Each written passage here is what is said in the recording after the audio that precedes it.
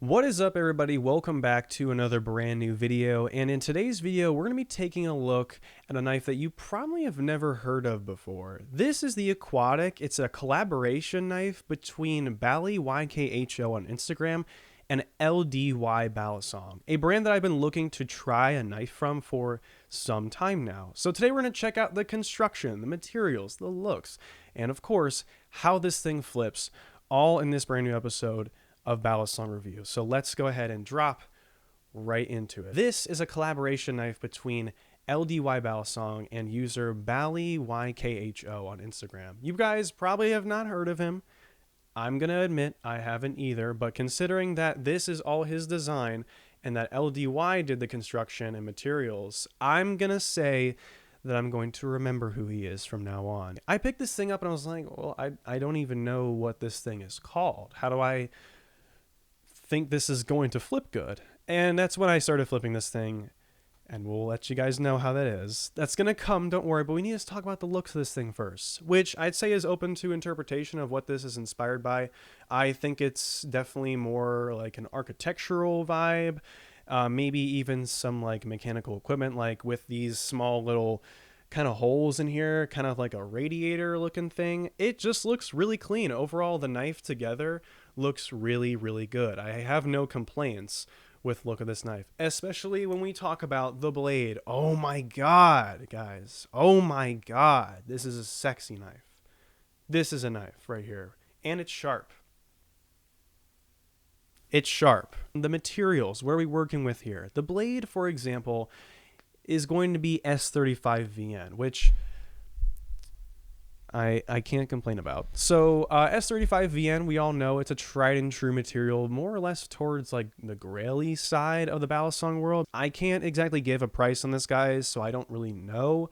But considering the materials that are used here on this knife, I'm going to wager that it's, I'd say, either slightly under the 300 mark or over the 300 mark, around that range. So as far as other materials go, the handles are actually an interesting thing because it's actually using a interesting titanium alloy called TC21. I've never heard of it, but it turns out it's a titanium alloy that has similar strength properties to T5 titanium, and it's a more high specific strength alloy. It also is very serviceable at higher temperatures. That's what my research has told me, so take that as you will. But as far as the construction of this goes and the quality that you can feel in this thing, it's pretty darn tight. No complaints as far as the quality goes, and there are no complaints moving on into the pivot system of this thing, especially when we talk about the tang system as well. Oh my God.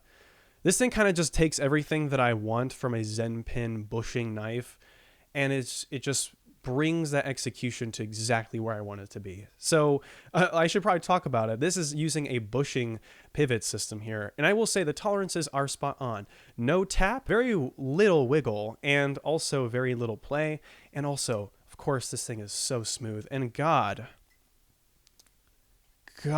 guys, it sounds really good. Just take a listen to this.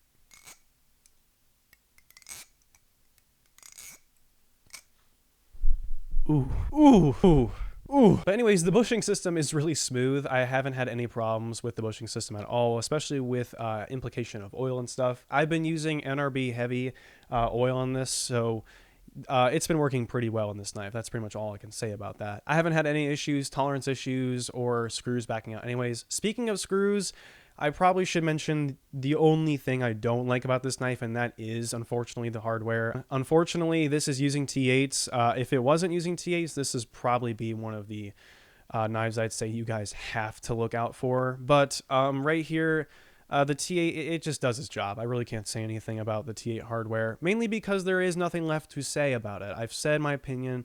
It's not as good as T10 or up.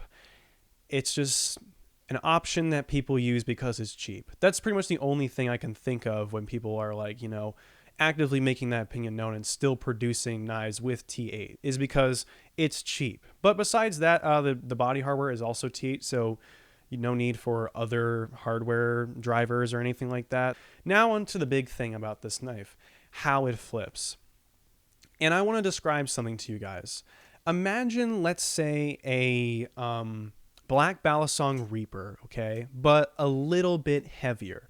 And I'm talking like, it's probably very similar to the channel version. The reason I say that is because this is definitely leaning towards more of a blade bias knife. The blade is not decently thin at all, and despite the, you know, weight reduction here, it still is leaning towards more of a blade bias balance. But as far as the balance goes, I actually don't mind it at all. This is actually a pretty decent balance right here. If I can figure out how to balance this on my finger, this is where it's leaning right now. As you can see, it's definitely a little bit more blade heavy on that side. I will say that this knife flows pretty well despite being a little bit more blade bias. It's like, it's not blade bias heavy.